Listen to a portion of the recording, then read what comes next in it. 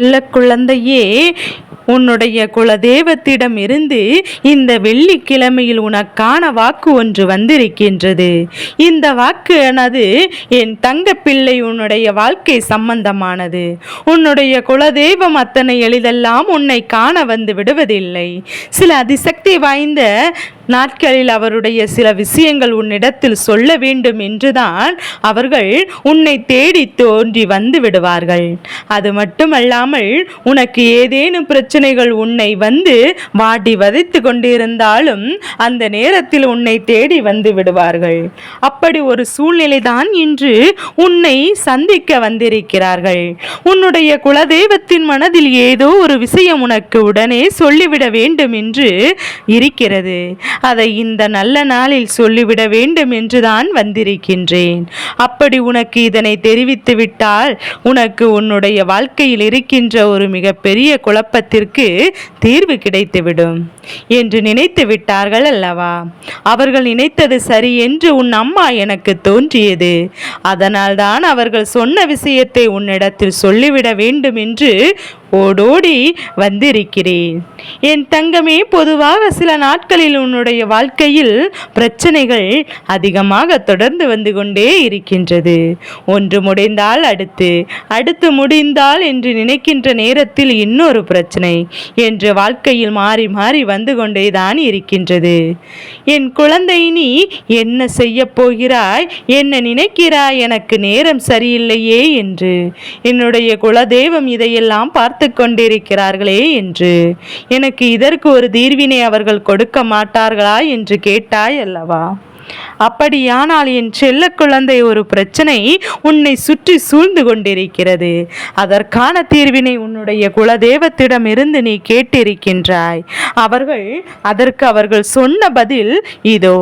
என் குழந்தை, நீ முழுமையாக கேள்.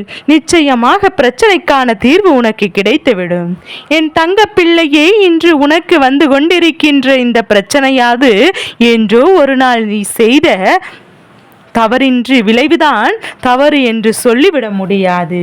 நீ எப்போதும் அறியாமல் செய்தது என் தங்கமே. இதனால் உன் வாழ்க்கையில் இன்று உனக்கு அது கிடைத்திருக்கின்றது, ஏற்பட்டும் இருக்கின்றது. இந்த சூழ்நிலை மிகவும் கொடுமையானது.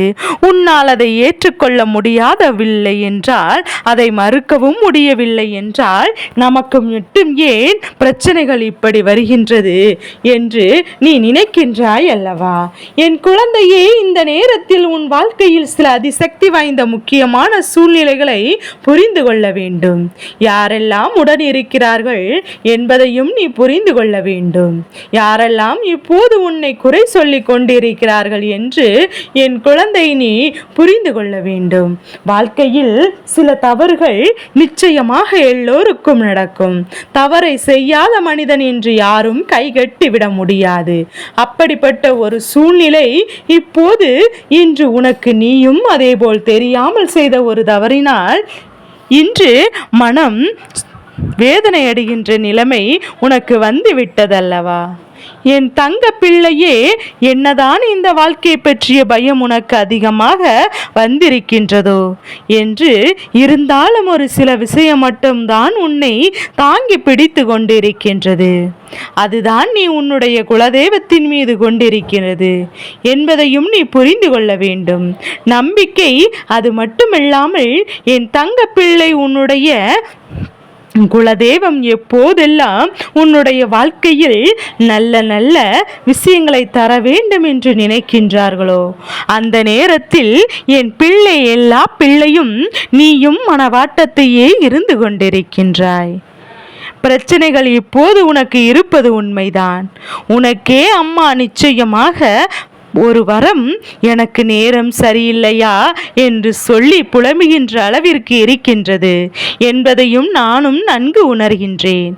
ஆனால் இது நிச்சயமாக எல்லாவற்றிற்கும் உனக்கும் தீர்வினை நான் இப்போது தந்து விடுகின்றேன்.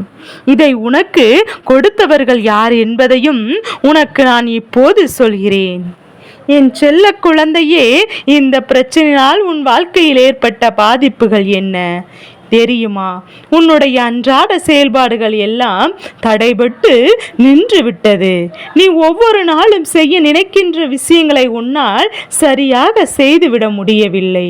நீ ஒன்று நினைத்தால் அங்கு வேறொன்று நடக்கின்றது. நீ முடியும் என்று நினைத்தால் அங்கு வேறொன்று நடக்கின்றது.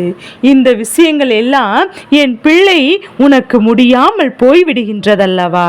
அது மட்டுமல்லாமல் நான் இப்படிதான் வாழப்போகிறோமோ என்று நினைத்து வேதனைப்படுகின்றாய் அல்லவா? காலம் முழுவதும் நமக்கு இப்படிதான் இருக்குமோ?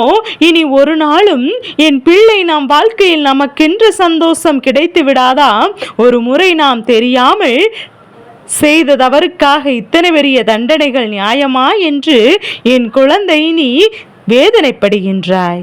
என் தங்கமே, ஒருவர் ஒரு தவறை செய்துவிட்டு அதை உணராமல் இருந்தால்தான் அவர்களுக்கு தண்டனை கொடுக்க வேண்டும். மாறாக நாம் செய்தது தவறு என்று என் பிள்ளை தெரிந்துவிட்ட பிறகும், அதை அவர்கள் உணர்ந்து கொண்ட பிறகும் மேலும் மேலும் அதை சொல்லி அவர்களை காயப்படுத்த கூடாது. அதுவும் மிகவும் தவறான செயலாகும்.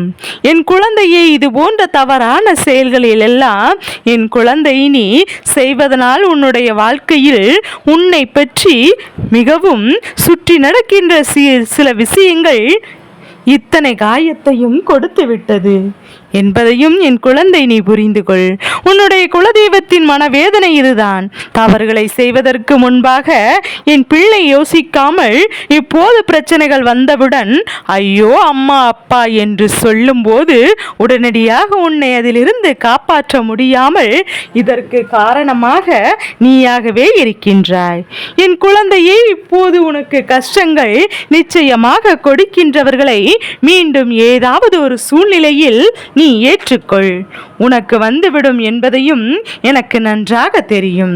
எந்த ஒரு காலகட்டத்திலும் உனக்கு துரோகம் செய்தவர்களோ ஒரு முறை உனக்கு வேண்டுமென்றே காயங்களை கொடுத்தவர்களையோ அல்லது உனக்கு வேண்டுமென்றே தேவையில்லாத பிரச்சனைகளை உருவாக்கியவர்களே நீயே ஒரு நாளும் மறக்க கூடாது. மீண்டும் அவர்களோடு பழகுகின்ற ஒரு சூழ்நிலை வந்தால் அதிலிருந்து நீ வெளியே வர வேண்டுமே தவிர அதன் பிறகு ஒருபோதும் அந்த உறவினை நீ தொடரக்கூடாது. என் தங்கமே, இப்போதெல்லாம் என் பிள்ளை நீ இந்த கலியுகத்தில் செய்கின்ற விஷயங்கள் பெரிதாகி ஒரே நேரத்தில் மாற்றங்கள் முன்னிலையில் தெரியப்படுத்துகின்றது. அதனால்தான் இன்று என் பிள்ளை நீ உன் வாழ்க்கையில் நடக்கின்ற ஒவ்வொரு விஷயத்தையும் முதலில் அடுத்தவரிடம் பகிர்ந்து கொள்வதை நிச்சயமாக நிறுத்து. சரியானதாக இருந்தாலும் அதை இன்னொருவரிடம் சொல்லும் போது அவர்கள் நிச்சயமாக உன்னை வேண்டுமென்றே காயப்படுத்ததான் துடிப்பார்கள் என்பதை நீ மறந்து விடாதே. என் தங்க பிள்ளையே, நேரம் சரியில்லை என்று நினைப்பதை விட என்றோ ஒரு நாள் வரப்போகின்ற பிரச்சனை இன்று உனக்கு நிச்சயமாக வந்திருக்கிறது. நான் இப்போதே இந்த பிரச்சனைக்கு தீர்வை கண்டு விடுவோம் என்று நம்முடைய உடலில் தெம்பு இருக்கும் வரை நாம் இதனை நிச்சயமாக எதிர்கொண்டு விடுவோம் என்று நினைக்க வேண்டுமே தவிர இன்னும் பல நாட்கள் கழித்து இந்த பிரச்சனை நிச்சயமாக வந்திருந்தால் பரவாயில்லை என்று நினைக்க கூடாது. கஷ்டங்கள் எதுவாக இருந்தாலும் உடனே வந்து சென்று மறைவதுதான் நல்லது. என் தங்க பிள்ளையே, உன்னுடைய வாழ்க்கையிலும் அப்படிதான். கஷ்டங்கள் என்றோ வர வேண்டியது உன்னுடைய நல்ல நேரம் உனக்கு இப்போதே வந்திருக்கின்றது. அதனால் இப்போதே இதனை எதிர்கொள்ள வேண்டும். என் செல்ல குழந்தையே, மனப்பக்குவத்தோடு என் குழந்தை நீ உன்னுடைய செயல்களை சரியாக செய்துவிடு. இதனை எதிர்கொள்கின்ற வலிமை அம்மா உனக்கு தருகின்றேன். நிச்சயமாக ஏதாவது ஒரு ரூபத்தில் உனக்கு நல்ல வழி பிறக்கத்தான் போகிறது. நான் உனக்கு அதற்கான சூழ்நிலையை உருவாக்கி கொடுப்பேன் என்று உன்னுடைய குலதெய்வம் உனக்கு நல்ல ஆறுதலையும் வார்த்தைகளையும் சொல்லி இருக்கிறார்கள். உன் வாழ்க்கை பல தவறுகளை தாண்டி இன்று நல்ல நிலையில் இருக்கின்றது. நீ செய்த தவறு என்னவென்பதையும் உணர்ந்து கொண்டு உன்னை திருத்தி கொண்டு நல்ல வாழ்க்கையை வாழ்ந்து கொண்டிருக்கிறாய். அப்படி இருக்கும்போது உனக்கு வருகின்ற ஒவ்வொரு விஷயங்களையும் ஒவ்வொரு கஷ்டங்களில் இருந்து உன்னை மீட்டெடுக்க உன்னுடைய குலதெய்வமும் உன்னுடைய இஷ்ட தெய்வமுமான இந்த வராகி நானும் தயாராக நின்று கொண்டிருக்கிறேன். என் பிள்ளை, அதையும் மறந்து விடாதே. மகிழ்ச்சியோடு இரு. என்றென்றைக்கும் உன் தாயானவள் உன்னோடு உனக்கு எப்போதும் துணையாக இருந்து கொண்டிருப்பேன் என்பதை மட்டும் நீ மறந்து விடாதே. என் செல்ல குழந்தைக்கு இந்த வராகி அம்மாவினுடைய ஆசீர்வாதங்கள் எப்போதும் என் குழந்தைக்கு முழு மனதோடு உண்டு.